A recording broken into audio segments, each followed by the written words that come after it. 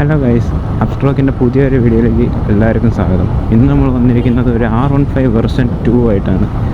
ഇത് നമ്മുടെ സ്വന്തം വണ്ടി തന്നെയാണ്. ഇതൊരു 2012 മോഡലൊരു വെർഷൻ 2 ആണ്. ഇന്ന് നമ്മളെ ഇതിൻ്റെ വിശേഷങ്ങളും ഇവൻ്റെ വിശേഷങ്ങളും കാര്യങ്ങളും ഒക്കെ പറയാനായിട്ടാണ് നമ്മളിന്ന് വന്നിരിക്കുന്നത്.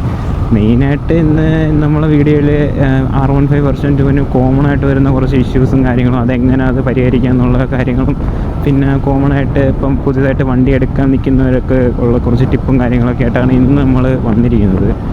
അപ്പം ബാക്കി കാര്യങ്ങൾ നമുക്ക് വണ്ടി എവിടെയെങ്കിലും ഒതുക്കി വെച്ചിട്ട് സംസാരിക്കാം. അപ്പോൾ ഗൈസ്, ഇതാണ് നമ്മുടെ വണ്ടി. നേരത്തെ പറഞ്ഞാണെങ്കിൽ 2012 മോഡൽ ആനിവേഴ്സറി എഡിഷനാണ് നമ്മുടെ വണ്ടി. അതുകൊണ്ടാണ് ഈ വൈറ്റ് റെഡ് സ്കീമിൽ ഈ വണ്ടി വരുന്നത്. പിന്നെ ഇതിന് ഡീറ്റെയിൽ ആയിട്ട് ഞാൻ സ്പെക്കും കാര്യങ്ങളൊന്നും പറഞ്ഞ് വെറുപ്പിക്കുന്നില്ല, കാരണം എല്ലാവർക്കും അറിയാവുന്ന. എന്നാലും ബേസിക് കാര്യങ്ങളെല്ലാം ഞാൻ പറയാം. ഫ്രണ്ടിലോട്ട് വരുന്ന സമയത്ത് ഇതിന് വരുന്ന നോർമൽ ടെലിസ്കോപ്പി സസ്പെൻഷനും കാര്യങ്ങളൊക്കെയാണ് ഫ്രണ്ട് വരുന്നത്. പിന്നെ ബ്രേക്ക് ഡിസ്ക് വരുന്നതെന്ന് പറഞ്ഞാൽ 267 mm ഡിസ്ക്കാണ് വരുന്നത്. ബ്രേക്ക് സിസ്റ്റം വരുന്നത് നിസിൻ്റെ സിസ്റ്റമാണ്, വൈബ്ര അല്ല. അതുപോലെ കാലിപ്പറും മാസ്റ്റർ സിലിണ്ടറൊക്കെ അത്യാവശ്യം നല്ല ക്വാളിറ്റി ഉള്ള സാധനമാണ് വരുന്നത്. നിസിൻ്റെ സാധനമായിട്ട് അടിപൊളി സാധനമാണ് വരുന്നത്. പിന്നെ ബാക്കിലോട്ട് വരുമ്പോഴത്തേക്കാണെങ്കിൽ ഡിസ്ക് വരുന്നതെന്ന് പറഞ്ഞാൽ 220 mm ഡിസ്ക്കാണ് ബാക്കിൽ വരുന്നത്. പിന്നെ ABS കാര്യങ്ങളൊന്നും ഇല്ല, അതറിയാമല്ലോ. പിന്നെ ഞാൻ പ്രത്യേകിച്ച് പറയേണ്ട കാര്യമൊന്നുമില്ല. അപ്പോൾ ഇതിൻ്റെ എഞ്ചിൻ സൈഡിലോട്ട് വരുവാണെങ്കിൽ ഇതൊരു 150cc single cylinder liquid cooled എഞ്ചിനാണ് ഇതിന് വരുന്നത്. പിന്നെ ഈ എഞ്ചിൻ പ്രത്യേകിച്ച് നമുക്ക് എടുത്ത് പറയേണ്ട ആവശ്യമൊന്നുമില്ല. യമഹയുടെ ഒരു പയറ്റി തെളിഞ്ഞ അത്യാവശ്യം നല്ലൊരു എഞ്ചിനാണ് ഇതിന് വരുന്നത്. അതാണെങ്കിൽ ഇതിന് 8500 RPM 16.7 bhp പവറും, അതാണെങ്കിൽ 7000 RPM 15 Nm ടോർക്കും പ്രൊഡ്യൂസ് ചെയ്യാൻ കേപ്പബിലിറ്റിയുള്ള അതിമനോഹരമായ ഒരു എഞ്ചിനാണ് യമഹ ഇതിന് കൊടുക്കുന്നത്. പിന്നെ ഇതിൻ്റെ ടാങ്കും കാര്യങ്ങളിലോട്ടൊക്കെ വരുവാണെങ്കിൽ ഇത് 12 ലിറ്റർ ഫ്യൂൽ കപ്പാസിറ്റി ഉള്ളൊരു ടാങ്കാണ് വരുന്നത്. മെറ്റാലിക് ടാങ്കാണ് വരുന്നത്. പിന്നെ ഇവിടെ 50th ആനിവേഴ്സറി എഡിഷൻ്റെ ഒരു സ്റ്റിക്കറും കാര്യങ്ങളൊക്കെ കൊടുത്തിട്ടുണ്ട്. അത് ആനിവേഴ്സറി എഡിഷൻ ആയതുകൊണ്ടാണ് ഇത് കൊടുത്തിരിക്കുന്നത്. പിന്നെ ഈ സൈഡ് വൈസൊക്കെ നോക്കുമ്പോൾ എന്ന് പറഞ്ഞു കഴിഞ്ഞാൽ മെയിനായിട്ട് ഇതിൻ്റെ എടുത്ത് പറയാനുള്ളതെന്ന് പറഞ്ഞാൽ ഇതിൻ്റെ ലുക്കാണ്. ലുക്കെന്ന് പറഞ്ഞാൽ അതിമാരകമായ ലുക്ക്. ഇത് വണ്ടി നേരിട്ട് കണ്ടാലേ മനസ്സിലാകത്തുള്ളൂ. പിന്നെ 15 ഉള്ളവർക്കും അറിയാം ഇതിൻ്റെ ലുക്ക് എന്തുവാണെന്ന്. പിന്നെ ഈ സൈഡിൽ നിന്നൊക്കെ നോക്കി കഴിഞ്ഞാൽ പക്ക ഒരു പഴയ ഒരു R6 എടുത്ത് പകർത്തി വെച്ചേക്കുന്ന കണക്കാണ് ഇതിൻ്റെ മെയിൻ ലുക്ക് വരുന്നത്. പിന്നെ ഈ ഫൈബറിൻ്റെ കാര്യമൊക്കെ പറയുകയാണെങ്കിൽ അത്യാവശ്യം നല്ല ക്വാളിറ്റി ഉള്ള ഫൈബറാണ് നമുക്ക് കൊടുക്കുന്നത്. അതൊക്കെ എടുത്തു പറയേണ്ട ഒരു കാര്യം. കാരണം എന്ന് പറഞ്ഞാൽ നമ്മൾ KTM സംബന്ധിച്ച് നോക്കുമ്പോഴത്തേക്ക് ഇതിൻ്റെ ഫൈബർ പാർട്ടൊക്കെ അത്യാവശ്യം നല്ല ക്വാളിറ്റി ആയിട്ട് എനിക്ക് ഫീൽ ചെയ്തിട്ടുണ്ട്. അതുകൊണ്ടാണ് ഞാൻ അത് എടുത്ത് പറഞ്ഞത്. ഇതിൻ്റെ മീറ്റർ കൺസോളിലേക്ക് വരുമ്പോഴത്തേക്ക് പിന്നെ ഞാൻ പ്രത്യേകിച്ച് എടുത്ത് പറയണ്ടല്ലോ, നമുക്ക് ഫാൻ ബോയ്സിനറിയാം ഇത് എന്തൊരു വികാരമുള്ള എല്ലാവരുടെയും ഒരു വികാരമാണ് ഈ ഒരു മീറ്റർ കൺസോൾ. കാരണം എന്ന് പറഞ്ഞാൽ ആ ടാക്കോമീറ്ററിൻ്റെ ഇങ്ങനെ പോയി വരുന്ന സംഭവം കാര്യങ്ങളെല്ലാം എല്ലാവർക്കും ഭയങ്കര ഇഷ്ടമുള്ളൊരു കാര്യമാണ്. പിന്നെ കൺസോളിൽ പിന്നെ അധികം ഡീറ്റെയിൽസും കാര്യങ്ങളൊന്നും നമുക്ക് കൊടുക്കുന്നില്ല. ആപ്പാട് ഇതിനകത്ത് ടാക്കോമീറ്റർ, ഓഡോമീറ്റർ, പിന്നെ ട്രിപ്പ് A ട്രിപ്പ് B, അതാണ് പിന്നെ ചെക്ക് എൻജിൻ, പിന്നെ എൻജിൻ ഹീറ്റ്, ന്യൂട്രൽ, ഇത്രയും കാര്യങ്ങളൊക്കെ കൊടുക്കുന്നുണ്ട്. പക്ഷേ ഒരു ഗിയർ ഷിഫ്റ്റ് ഇൻഡിക്കേറ്ററും കാര്യങ്ങളൊക്കെ കൊടുക്കായിരുന്നു. കാരണം ഞാൻ പറയാൻ കാരണം എന്ന് വെച്ചാൽ 2004 ഇറങ്ങിയ സുസുക്കിയുടെ ഒരു വണ്ടിയുണ്ട് CUS, അതിൻ്റെ ഒരു ഫ്രണ്ടിൻ്റെ ഇരിപ്പുണ്ടായിരുന്നു. അപ്പോൾ ഞാൻ ആദ്യം നോക്കിയപ്പോൾ അതിനകത്ത് ഗിയർ ഷിഫ്റ്റും കാര്യങ്ങളൊക്കെ കൊടുത്തിരിക്കുന്നു. അതുകൊണ്ടാണ് ഞാൻ അത് എടുത്ത് പറഞ്ഞത്. ജസ്റ്റ് ഒരു ഗിയർ ഷിഫ്റ്റും കൂടെ കൊടുക്കായിരുന്നു. അങ്ങനെ ആയിരുന്നെങ്കിൽ കുറച്ചും കൂടെ സെറ്റായിരുന്നേനെ. കാരണം അങ്ങനെ എൻ്റെ അടുത്ത് കുറച്ച് പേര് പറഞ്ഞു, അതായത് ഗിയർ ഷിഫ്റ്റ് വെച്ച് ഓട്ടിച്ച് ശീലമായവർ ഇതിലോട്ട് ഓട്ടിച്ച സമയത്ത് കുറച്ച് ബുദ്ധിമുട്ടായിട്ടും കാര്യങ്ങളൊക്കെ അങ്ങനെ പറഞ്ഞിട്ടുണ്ട് എൻ്റെ കുറച്ച് ഫ്രണ്ട്സ്. അതുകൊണ്ട് ഞാൻ പറഞ്ഞതേ ഉള്ളൂ. പിന്നെ അതിൻ്റെ ആവശ്യമില്ല, ഞാൻ ജസ്റ്റ് പറഞ്ഞതേ ഉള്ളൂ. പിന്നെ സീറ്റ് ഹൈറ്റും കാര്യങ്ങളിലോട്ട് പോവുകയാണെങ്കിൽ ഇതിന് സീറ്റ് ഹൈറ്റ് വരുന്നതെന്ന് പറഞ്ഞാൽ 800 mm ആണ് സീറ്റ് ഹൈറ്റ് വരുന്നത്. അത്യാവശ്യം പൊക്കം കുറവാണ്, ബാക്കി വണ്ടികളെ അപേക്ഷിച്ച് നല്ല പൊക്കം കുറവാണ്. കാരണം എനിക്ക് ഈ വണ്ടിയിൽ പാൻറ് ഫുട്ടും കാര്യങ്ങളാണ്. പിന്നെ അത്യാവശ്യം പൊക്കം കുറഞ്ഞവർക്കും നല്ല വലിയൊരു ബുദ്ധിമുട്ടില്ലാതെ ഈ വണ്ടി കൊണ്ടു നടക്കാം. ഞാൻ ജസ്റ്റ് കയറി ഇരുന്ന് കാണിച്ചു തരാം. എനിക്ക് അത്യാവശ്യം നല്ല പാൻറ് ഫുട്ടും കാര്യങ്ങളാണ്. പിന്നെ അതേ കണക്ക് ഇതിൻ്റെ ഗ്രൗണ്ട് ക്ലിയർനെസ് അത്യാവശ്യം ഉണ്ട്. അങ്ങനെ എല്ലായിടം പോയി അനാവശ്യമായിട്ട് തട്ടാറൊന്നും ഇല്ല. അതുകൊണ്ട് വലിയ സീനില്ല ഈ കാര്യം പറയാം. പിന്നെ ഇതിൻ്റെ പൊസിഷനാണ് എടുത്ത് പറയേണ്ടത്. നമുക്കൊരു സ്പോർട്സ് ബൈക്ക് ഓട്ടിക്കാൻ താല്പര്യമുള്ളവർക്ക് ഒരു സ്പോർട്ടി ഫീലിംഗ് കിട്ടണമെങ്കിൽ 15 V2 ബെറ്റർ ഓപ്ഷനാണ്. കാരണം എന്ന് പറഞ്ഞു കഴിഞ്ഞാൽ അന്യായ സ്പോർട്ടി പൊസിഷനാണ് ഇതിനകത്ത് വരുന്നത്. പിന്നെ അതാണെങ്കിൽ ബാക്കി ആരെ ഇരുത്തി കൊണ്ടുപോകാമെന്നുള്ള പ്രതീക്ഷയൊന്നും വേണ്ട, നല്ല ബുദ്ധിമുട്ടായിരിക്കും. കാരണം ബാക്കി ഇരിക്കുന്ന പില്ലിന് അത്യാവശ്യം നല്ല ബുദ്ധിമുട്ടായിരിക്കും. അതേസമയം റൈഡറിന് നല്ല കംഫർട്ടുമായിരിക്കും. അതാണ് ഇതിൻ്റെ സീറ്റും പൊസിഷനും കാര്യങ്ങളൊക്കെ വരുന്നത്. പിന്നെ ഇതിൻ്റെ ബാക്ക് സൈഡിലോട്ട് വരികയാണെങ്കിൽ ഇതിൻ്റെ ടെയിൽ സെക്ഷൻ പിന്നെ എടുത്ത് പറയേണ്ട ഒരു കാര്യം. കാരണം ഇതിൻ്റെ മെയിൻ അട്രാക്ഷനും മെയിൻ ലുക്കും കൊടുക്കുന്നത് ഇതിൻ്റെ ടെയിൽ സെക്ഷനാണ്. കാരണം യമഹ ഇത് ഡിസൈൻ ചെയ്തിരിക്കുന്നത് മാരക രീതിയില്ല. കാരണം ടെയിൽ സെക്ഷനിൽ ആണ് ഇതിൻ്റെ മെയിൻ അട്രാക്ഷൻ പോയിൻറ്റ്. ഇവിടെ നിന്നൊക്കെ നോക്കി കഴിഞ്ഞ് കഴിഞ്ഞാൽ മാരക ലുക്കാണ് വണ്ടി. ക്യാമറയിൽ അത് എത്രത്തോളം കിട്ടുന്നുണ്ടെന്ന് എനിക്കറിയത്തില്ല. പിന്നെ നമ്മൾ ഇൻഡിക്കേറ്റർ ഇതൊക്കെ നമ്മൾ മാറ്റിയതാണ്. സ്റ്റോക്ക് വരുന്നത് ഇങ്ങനെയല്ല. സ്റ്റോക്ക് വരുമ്പം അറിയാമല്ലോ, ഞാൻ പറയേണ്ട, ജസ്റ്റ് പറഞ്ഞതേ ഉള്ളൂ. അത് അതുകൊണ്ടാണ് കുറച്ചും കൂടെ ലുക്കൊക്കെ തോന്നുന്നത്. പിന്നെ സ്റ്റോക്ക് വരുമ്പോഴത്തേക്ക് അതായത് കണക്കുള്ള ഇൻഡിക്കേറ്റേഴ്സും കാര്യങ്ങളൊക്കെ വരുന്നത്. ഇതിപ്പോൾ നമ്മൾ LED ഇൻഡിക്കേറ്റേഴ്സും കാര്യങ്ങളൊക്കെ ചെയ്തിട്ടുണ്ട്. അത്രയ്ക്കും നമ്മളിതിനകത്ത് ആൾട്രേഷൻ ചെയ്തിട്ടുള്ളൂ, അല്ലാതെ വേറെ ആൾട്രേഷൻ കാര്യങ്ങളൊന്നും ചെയ്തിട്ടില്ല. പിന്നെ ഫ്രണ്ടിൽ പ്രൊജക്ടറും കയറ്റി, ഇത്രേ ഉള്ളൂ. അതുകൊണ്ടാണ് ഫ്രണ്ടിൽ നിന്ന് നോക്കുമ്പോൾ ഈ സൈഡിൽ നിന്ന് നോക്കുമ്പോൾ അത്യാവശ്യം നല്ല ലുക്കും കാര്യങ്ങളൊക്കെ തോന്നുന്നത്. അപ്പോൾ അത്രയൊക്കെ ഉള്ള കേസ്. നമ്മൾ സ്പെക്ക് കൂടുതൽ പറഞ്ഞ് നിങ്ങളെ വെറുപ്പിക്കുന്നില്ല, നമ്മൾ ബാക്കി കാര്യത്തിലോട്ട് പോകാം. ഞാൻ പിന്നെ ഇന്ന് പറയാൻ നിങ്ങൾക്ക് ഉദ്ദേശിക്കുന്നത്, ഈ വണ്ടി ഞാൻ മേടിച്ച് കഴിഞ്ഞാൽ ഇതിൽ എന്തൊക്കെ പണി എനിക്ക് കിട്ടിയിട്ടുണ്ട്. അതായത് ഞാൻ സെക്കൻഡ് എടുത്ത വണ്ടിയാണല്ലോ, അപ്പോൾ എനിക്ക് എന്തൊക്കെ ഇതിനകത്ത് പണി വന്നിട്ടുണ്ടെന്നും ഇനി വണ്ടി എടുക്കാൻ നിൽക്കുന്നവരും ചെറിയൊരു ടിപ്പായിട്ടാണ് സത്യം പറഞ്ഞാൽ വീഡിയോ ചെയ്യാൻ ഉദ്ദേശിച്ചത്. അപ്പോൾ നമുക്ക് അതിലോട്ട് പോകാം. നമ്മൾ ഈ വണ്ടി എടുത്തതിന് ശേഷം അങ്ങനെ മേജർ പണിയായിട്ടൊന്നും ഇതുവരെ വന്നിട്ടൊന്നുമില്ല. ഇത് പിന്നെ ഈ ടൈയൊക്കെ ഇട്ട് വെച്ചേക്കുന്നുണ്ട്, അതിന് കളിയാക്കാൻ നിൽക്കുന്നത്. കാരണം എന്ന് പറഞ്ഞാൽ ഇത് ഞാൻ ബ്രേക്ക് ഫ്ലൂയിഡ് മാറാൻ നേരത്തെ ഇതിൻ്റെ സ്ക്രൂ പൊട്ടിപ്പോയതാണ്. അപ്പോൾ കമ്പനിയിൽ ഇപ്പോൾ സാധനം സ്റ്റോക്കില്ല. സ്റ്റോക്ക് വന്ന ഉടനെ നമ്മളിത് റീപ്ലേസ് ചെയ്യും. അതിന് നമ്മൾ വീഡിയോ നമ്മൾ വേറെ ചെയ്യാൻ നമുക്ക്.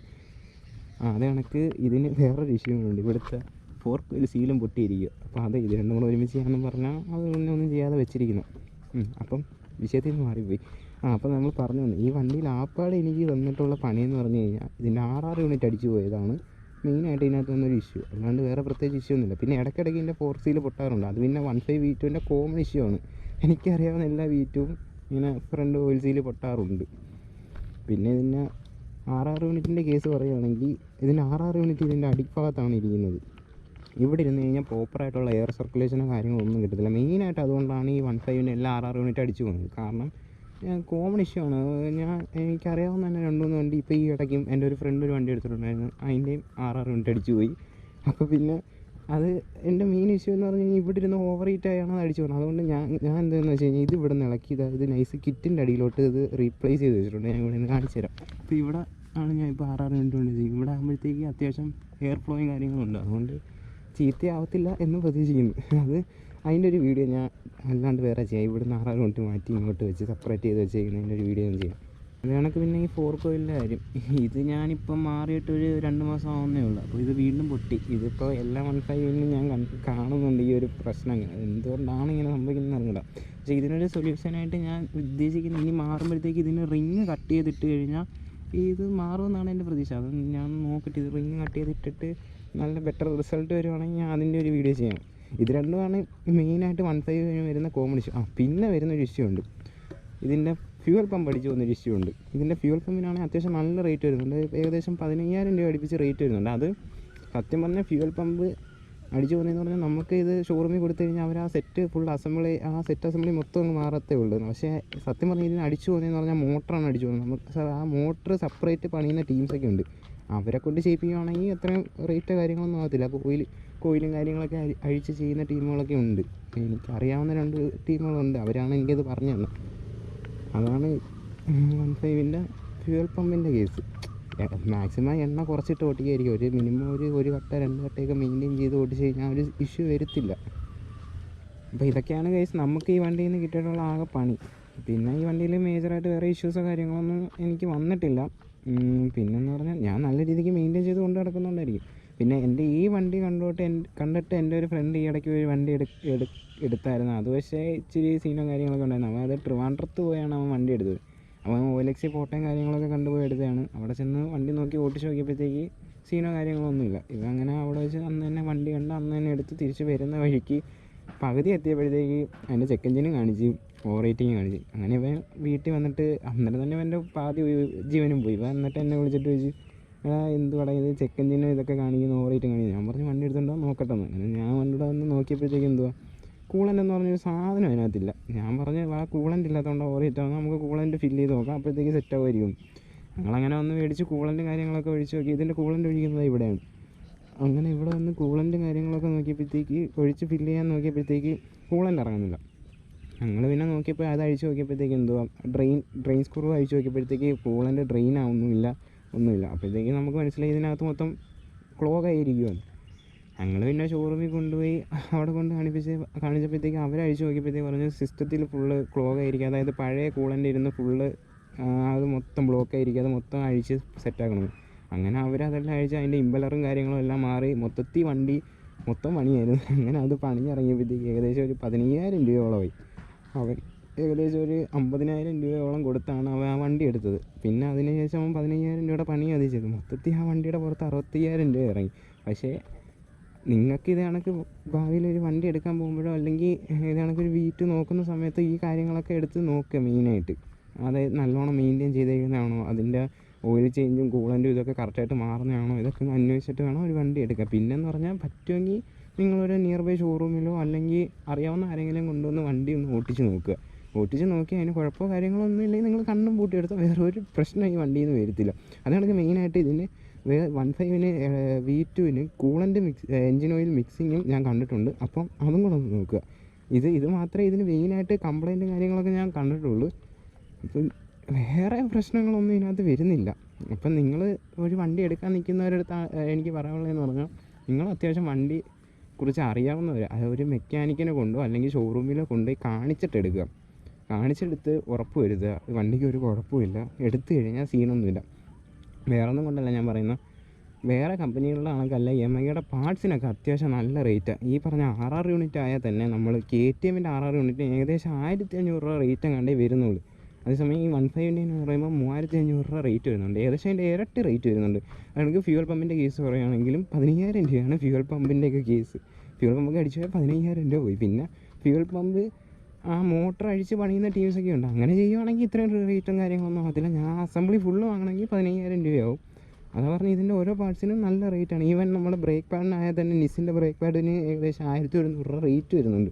അതൊക്കെയാണ് ഇതിൻ്റെ മെയിൻ കാര്യം. അതാണ് ഞാൻ പറഞ്ഞത്, നമ്മൾ ഈ വണ്ടി എടുക്കുന്നതിനൊരു വിഷയമില്ല. എടുത്തു കഴിഞ്ഞാൽ മുതൽ കാണും, ഒരു സീനുമില്ല. പക്ഷേ ഒരു പണി വന്നു കഴിഞ്ഞ് കഴിഞ്ഞാൽ അത്യാവശ്യം നല്ല രീതിയിൽ നമ്മളതിൽ നിന്ന് പൈസ ഇറങ്ങും.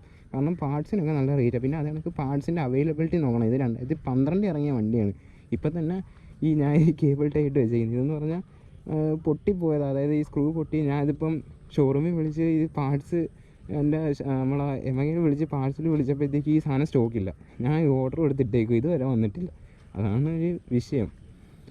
അപ്പോൾ അത്രയൊക്കെ ഉള്ളൂ ഗൈസ്. ഞാൻ എടുക്കാൻ നിൽക്കുന്നവരോട് പറയുന്ന, നല്ലൊരു വണ്ടി കിട്ടുവാണെങ്കിൽ അത്യാവശ്യം നല്ലൊരു റേറ്റ് ഒരു വണ്ടി കിട്ടുവാണെങ്കിൽ നിങ്ങൾ എടുത്തോ. പിന്നെ എടുത്തിട്ട് കുറച്ച് പണിയൊക്കെ ചെയ്യാനായിട്ട് എന്തായാലും ആ രീതിയിൽ എടുക്കാവൂ. എടുത്തു കഴിഞ്ഞാൽ എന്തായാലും നമ്മളൊരു സെക്കൻഡ് വണ്ടി എടുക്കുമ്പോൾ നമ്മളതിൽ നിന്ന് കുറച്ച് പൈസയും കാര്യങ്ങളൊക്കെ ഇറങ്ങും. അതേ കണക്ക് നമ്മൾ ഇച്ചിരി പണിഞ്ഞ് സെറ്റാക്കി എടുത്ത് നല്ല വൃത്തിയായിട്ട് മെയിൻറ്റെയിൻ ചെയ്തുകൊണ്ട് പോയി കഴിഞ്ഞാൽ ഒരു സീനുമില്ല. അത്യാവശ്യം മൈലേജ് കിട്ടും. എനിക്കാണെങ്കിൽ ഇതിന് ഒരു 35-40 ഇടയ്ക്ക് മൈലേജും കാര്യങ്ങളൊക്കെ കിട്ടുകയും ചെയ്യുന്നുണ്ട്. അതേസമയം V3 V4-നെക്കാട്ടി കുറവാണ്. V3 V4 ഒക്കെ നല്ല മൈലേജ് കിട്ടുന്നുണ്ട്. അതിനൊക്കെ അപേക്ഷിച്ച് V2-ന് കുറച്ച് മൈലേജ് കുറവാണ്. അത്രേ ഉള്ളൂ. വേറെ പ്രത്യേകിച്ച് ഇതിന് കാര്യങ്ങളൊന്നും ഇല്ല. അത്രയും കാര്യമൊക്കെ ഒന്ന് ശ്രദ്ധിച്ച് പിന്നെ ഇടയ്ക്കിടയ്ക്ക് ഓയിൽ ചേഞ്ചും കാര്യങ്ങളെല്ലാം കറക്റ്റായിട്ട് ചെയ്യുക. പിന്നെ വണ്ടി കിടന്നോളും, ഒരു സീനുമില്ല. വേറെ പ്രശ്നങ്ങളോ കാര്യങ്ങളോ ഒന്നും വരത്തില്ല. പിന്നെന്ന് പറഞ്ഞു കഴിഞ്ഞാൽ ഇതിൻ്റെ റിലയബിലിറ്റിയും കാര്യങ്ങളൊന്നും എടുത്ത് പറയണ്ടല്ലോ. യമഹയാണ്, ഒരു സീനും വരത്തില്ല. അതാണ്. പിന്നെ വേണമെങ്കിൽ ഞാൻ കാണിച്ചു തരാം. 2012 വണ്ടിയാണെങ്കിൽ തന്നെ ഇത് ഓണാക്കുമ്പോൾ ഇതിൻ്റെ എൻജിൻ്റെ സൗണ്ടും കാര്യങ്ങളൊക്കെ കേൾപ്പിച്ചു തരാം. എന്താ അത്യാവശ്യം നല്ലൊരു ഡിഫറൻറ്റ് സൗണ്ടാണ് ഇതിൽ നിന്ന് വരുന്നത്. അത്രേ ഉള്ളൂ ഗൈസ്. വേറെ പ്രത്യേകിച്ച് ഇതിനെക്കുറിച്ച് പറയാനൊന്നുമില്ല. വണ്ടി എടുക്കാൻ നിൽക്കുന്നവരടുത്ത് ഇതൊക്കെ തന്നെ പറയാനുള്ളൂ. നോക്കിയെടുക്കുക. അത്യാവശ്യം നല്ല വണ്ടി കിട്ടുകയാണെങ്കിൽ കണ്ണു പൂട്ടിയെടുക്കുക. അപ്പോൾ അത്രേ ഉള്ളൂ ഗൈസ് ഇന്നത്തെ വീഡിയോ. അടുത്തൊരു വീഡിയോയിലേക്കും കാണുന്നവരേക്കും എല്ലാവർക്കും ബൈ.